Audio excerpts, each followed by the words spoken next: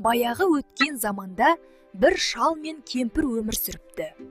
Көктемде шал бақшасына шалқан егеді. Шал таңертең бақшаға келсе, бақшада үлкен шалқан өсіп тұр екен.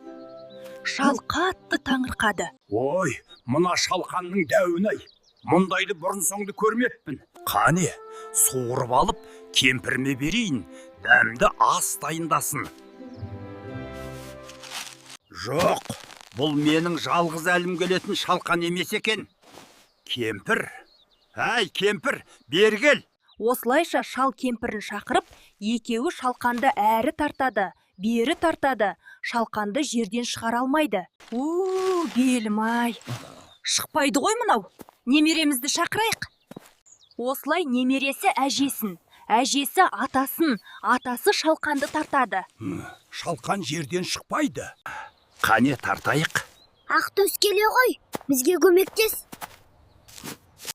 Осылай күшік қызды, қыз әжесін, әжесі атасын, атасы шалқанды тартады. Бұл жерге мысық мияу керек. Мияу, тез жет, кел бізге көмектес. Сонымен мысық күшікті, күшік қызды, қыз әжені, әже атаны тартады. Мұнда тышқанды шақыру керек. Тышқан, кел, бізге көмектес. Сонымен тышқан мысықты, мысық күшікті, күшік әжені, әже атаны, ата шалқанды тартады. Шалқан жерден суырылып шығады.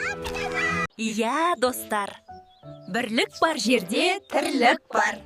Осымен ертегіміз өз соңына жетті.